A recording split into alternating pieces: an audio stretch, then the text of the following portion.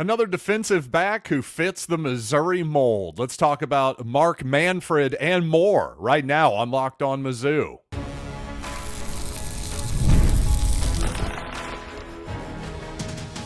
You are Locked On Mizzou, your daily podcast on the Missouri Tigers. Part of the Locked On Podcast Network, your team every day. Hey, all you true sons and daughters, I'm John Miller, your Mizzou mafioso, and a man who's very grateful that podcasting can be done indoors with air conditioning.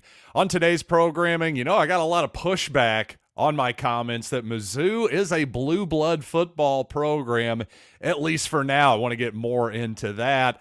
But before we start the program, I want to remind you that today's episode is brought to you by FanDuel. Make every moment more. As playoffs wind down, the sports stop sporting like we want them to. But this summer, FanDuel is hooking up all customers with a boost or a bonus daily. That's right, there's something for everyone. Every day, all summer long, visit FanDuel.com/lockedon to get started. And of course, I want to start today's program with Missouri's latest commit. This time it's Mark Manfred, a 6'2", 180-pound corner from Marietta, Georgia. One thing that really stands out about this young man, first of all, he had some notable offers from the University of Miami, Southern Cal, and Ole Miss as well. But 6'2", I've even seen him listed at 6'3" at other places. That's a really long corner, of course. Even for a safety, 6'2", 6'3", that really fits the Missouri mold under Drinkwitz, too. You almost never see a Missouri defensive back recruited anymore that is listed under 6 feet tall. So Manfred obviously fits the mold there. He's a guy you watch his highlights in high school. One thing that stood out to me anyway is that whether he's playing off coverage or press coverage, I never saw a single highlight of him being given safety help in high school. Now, obviously, at that level, you're probably going to be more athletic. If you've got, a Missouri, a University of Miami, Ole Miss, those kind of offers, you're probably going to be more athletic than 99% of the guys that you're lined up outside against. So just schematically, it makes all the sense in the world to leave that guy on an island. But what I like about that is that the fact that he's used to playing one-on-one and in-man coverage and being out there all by himself because, well, that's something that Missouri did a lot the last couple seasons under Blake Baker. We'll see if that continues, of course, under Corey Batoon. But now this is Missouri's 12th commitment, verbal commitment of the high school class of probably, say, 20 or so as the indications we're getting, give or take, maybe 19, 21, something like that, of course. So if you think it's too early to talk about 2025 high schoolers, kids who haven't even set foot on their high school campuses for their senior year yet, well, it's obviously not. Most of Missouri's class will probably be finished by the middle of July or so. But bottom line here, Mark Manfred appears to be a guy that obviously some really good programs, some traditional blue blood programs like, say, the University of Miami and Southern Cal. Hey, you're recruiting against Missouri. Well, you're not going to always win those battles like you expected to back in the day. And that sort of gets me to my point here. My next point, I should say. And last week on the program, I went out on a limb and said, basically, hey, Missouri is a blue blood, at least for now, in terms of football. And clearly, some people just read the title and commented without actually listening to my overall point. And fine, I invite that, quite honestly, because, well, conflict, that kind of thing, creates emotion and, well, creates cash, quite frankly, in my bank account. But I'm going to be honest, I totally stand by this. This wasn't a hot take, certainly wasn't clickbait whatsoever, because I absolutely mean what I said. And here's the thing. Saying that Missouri is a blue blood type of football program right now is really not a take. It's just a fact. As long as basically everyone Missouri is recruiting against, whether it's a high school program or a high school player or a player in the transfer portal. Well, if this guy's other options are traditional blue blood programs like Michigan and Alabama and Georgia and all these different teams, well, guess what? That means that Missouri is a blue blood. Now, you can quibble with semantics and the definition of that statement all you want. And here's the deal. Blue blood is not in the dictionary to my knowledge. So this is a completely subjective statement. If you think that you have to be, well, you got to be doing it for decades, as I saw some people say, to truly be a blue blood program, or, hey, win one conference title in the last 50 years, or whatever it might be. Fine and dandy. Again, we can quibble with semantics all you want. That all of that is subjective in whether you think Missouri actually fits that definition or not. The objective reality here, and this was the real point, is that a lot of these traditional blue bloods are getting territorial now, because a lot of the traditional blue blood fans are getting very territorial because Missouri is in new territory here. Missouri constantly in battles for recruits at the highest level of college football now. Now even the lower level players, quote unquote, sort of like a 3-star player like Mark Manfred.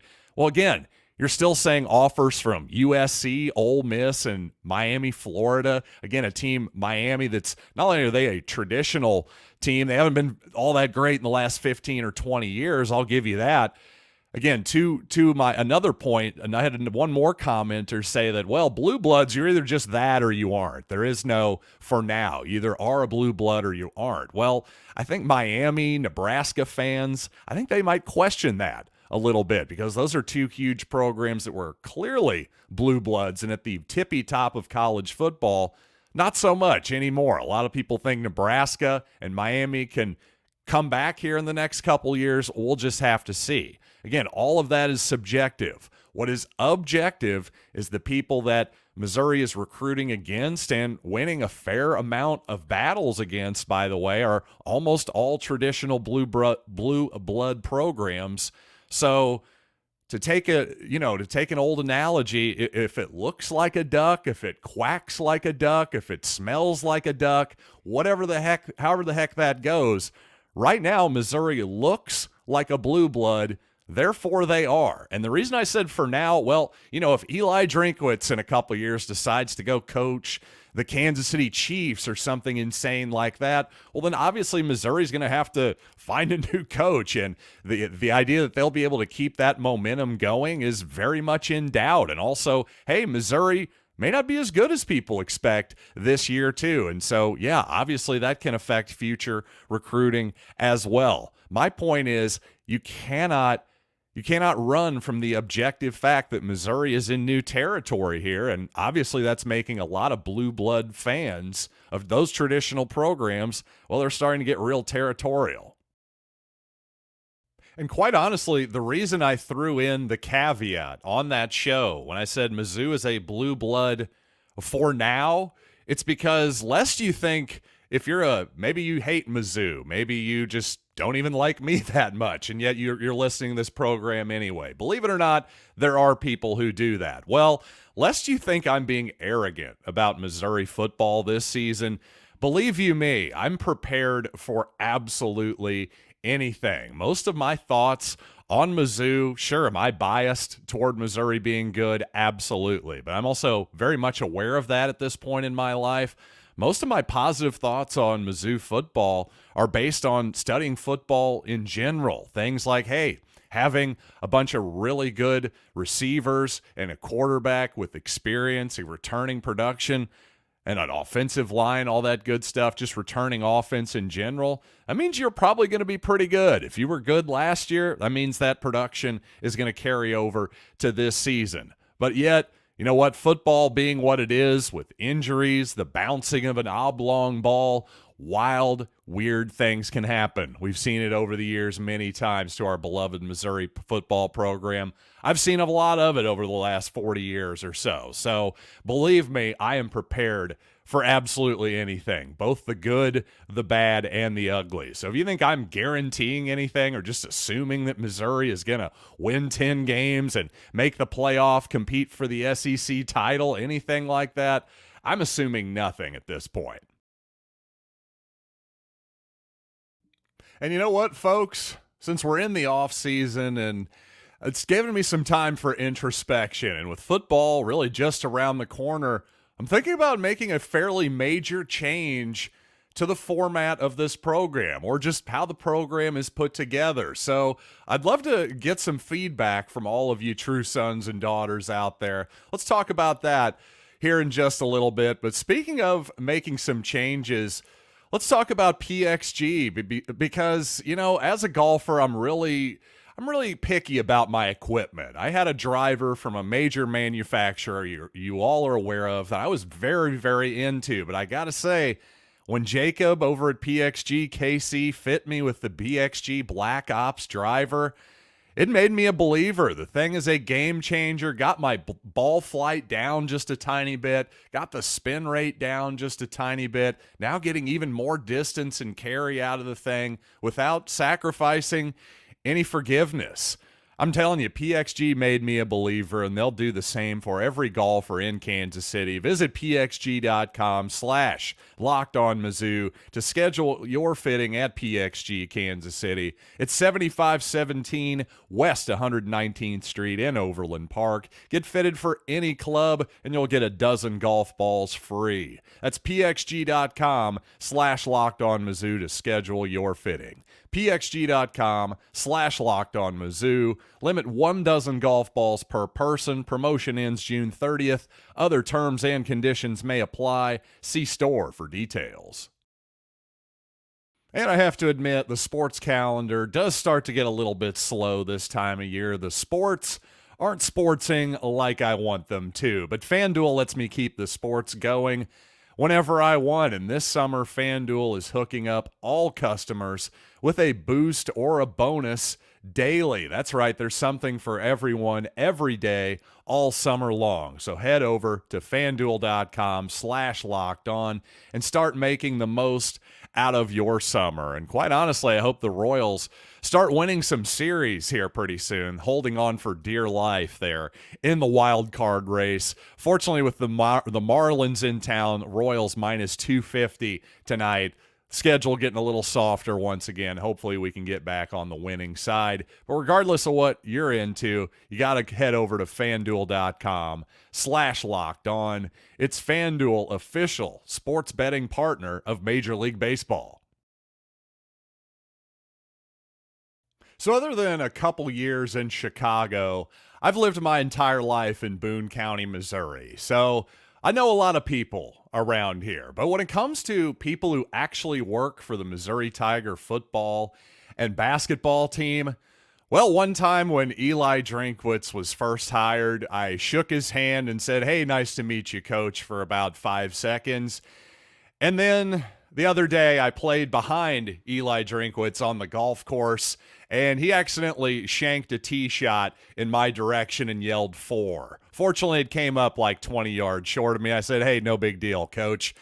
Other than that, really, I've had no interactions with anybody that has anything to do with the current Missouri Tigers men's basketball team or the football program. And quite honestly, I like it that way. This is an opinion-based show. And quite honestly, if I suddenly became buddies with Eli Drinkwitz or Kobe Brown or Dennis Gates or Brady Cook or whoever it might be, I think that would absolutely color what I say on this program. I honestly do, because that's just the type of person that I am. Although I am very opinionated, you know, if I know people, I just think, especially if I come to like them, it's just going to be a lot harder for me to criticize them on the air. And not that I'm the biggest critic in the world or anything like that. Not that I'm, Stephen A. Smith or Skip Bayless just bringing out the flamethrower on a daily basis or anything like that.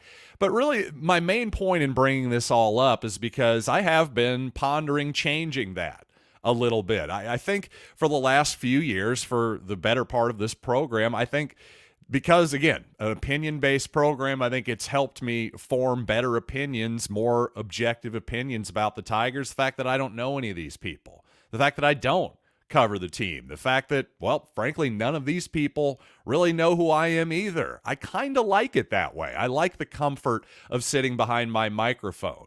But thinking back all the way back to 2019, when I first was hired by the Locked On Network, when Eli Drinkwitz was hired a few months later, well, so much has changed. Back then, The Athletic had, for example, had a specific Mizzou football beat writer. That is very much no longer the case. The Athletic really doesn't cover college sports with any serious regularity anymore. Certainly, they cover it from a national perspective, but in terms of having specific beat writers for all the major Power 5 programs, that was what they were trying. That is no longer the case. You also just look around at the media landscape. Frankly, the Columbia Tribune is probably not very long for this world. Dave Matter has been taken out of the game. He now works for Mizzou. So now who's left, really? I mean, Gabe DeArmond and his staff over at Power Mizzou, they do a good job, obviously. I think Callum McAndrew, by the way, I enjoy his work over at the Columbia Tribune. But let's be real, the Tribune is just not long for this media world. We can go on and on about why that's the case, and even if I'm wrong and it does stick around, guys like McAndrew, who are young guys in their 20s, McAndrew's from Scotland, by the way, you think he's going to stick around Columbia forever? Well, unfortunately then, all you have left is the Columbia Missourian, and either way, you just have a rotating group of, young guys and gals in their early and mid 20s for the most part covering this team. So basically, this has been a whole big lead up to, should I be covering this team? Should I be going to the press conferences? Should I fly my lazy butt down to Dallas this July for SEC Media Days? Do I really need to put the Mizzou mafioso real journalism hat back on? Is that something I should do? Because that's gonna frankly, that's gonna be a lot of time too. That's gonna be a time commitment. Is that gonna be worth it to me monetarily? I have a family. I have interests. I got a golf game, right? That's the most important thing, obviously the latter. But seriously, is this something that's important to all of you? Do you think it's worth me risking my objectivity? Again, I don't bring out the flamethrower a lot, but I like that it's in the closet. I really do. So, I don't know. You all tell me. Should I be actually covering this team as a journalist, or should I just continue to be the pompous windbag that I am?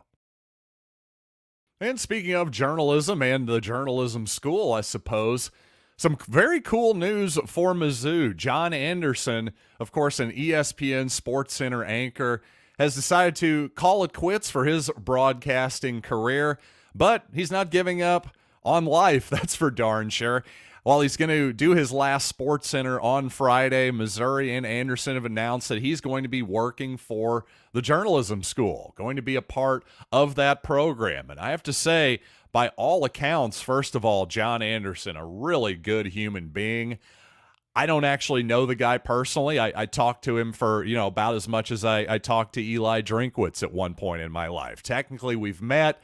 I doubt he would remember me, that's for sure. That was 20 some odd years ago. But I will say, I have all the respect in the world for John Anderson and his work. I mean, a guy who, in my opinion, did as good of a job at keeping it professional and fun at the same time, which can be a difficult line to walk, especially when you're working for a massive corporation and brand like ESPN and SportsCenter. So to me, this is just an incredible value added to a Missouri journalism degree, especially on the broadcast side. If you were thinking about attending Mizzou because you've heard great things about the journalism school, maybe you want to be an on-air talent, to me, having somebody like John Anderson, who is just all about the work from everything I've seen. He's not going to be pushing some kind of political agenda one way or the other.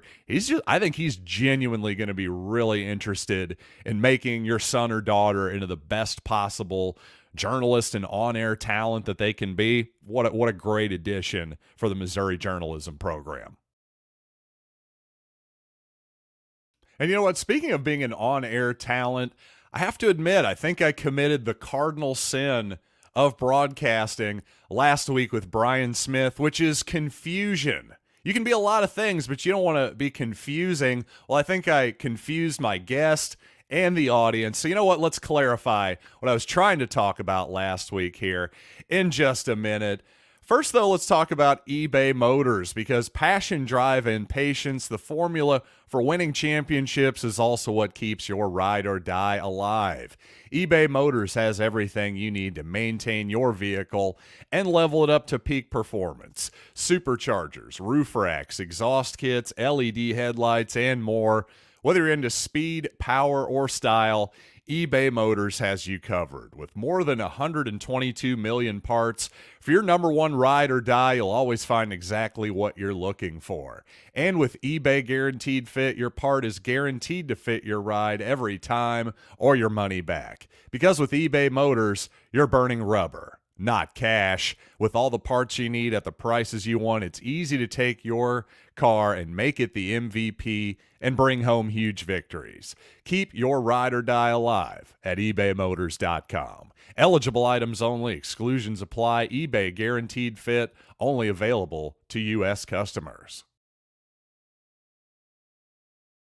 So last week on the program, when I talked to the scout master here at Locked On, Brian Smith, we got our wires crossed a little bit when I asked him about Jamarian Morrow and the running back position in general. Set up the question, at least I attempted to, by saying, well, hey, this is a nice get for Missouri.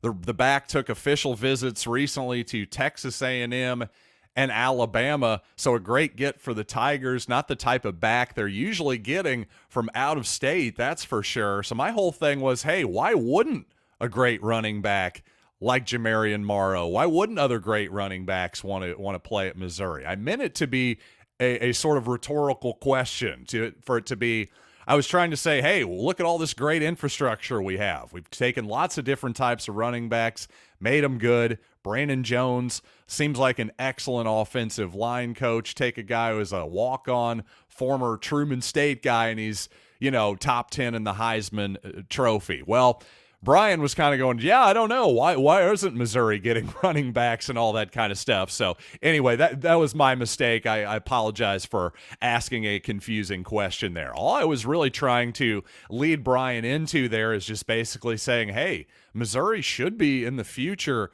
a landing spot for lots of great running backs, in my opinion. Lots of super talented running backs should now be looking at Missouri, just like the offensive line prospects.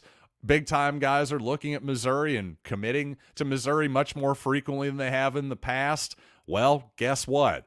Those should go hand in hand. There should be a correlation there. If there's going to be if I'm a blue chip type running back, if I see a bunch of blue chip offensive line prospects going to a school that I'm interested, well, that's going to make me a lot more interested in that school. And by the way, once again, to my point, not to beat a dead horse here, but if Missouri's going to be taking running backs from out of state, from Alabama and Texas A&M, again, you're talking about the premier college football program of the last 15 to 20 years, and you're also talking about Texas A&M, one of the richest programs in all of college football.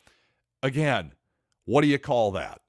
You call that a blue blood program, folks, at least for now. And if you want to quibble with my definition, I frankly really don't care, because the point here is that Missouri is recruiting and competing with schools that it never has before. It's winning those battles, and as long as the results keep showing up on the football field, and as long as Eli Drinkwitz is still here, I think it's going to keep happening, especially as long as Kirby Moore, the offensive coordinator, sticks around as well.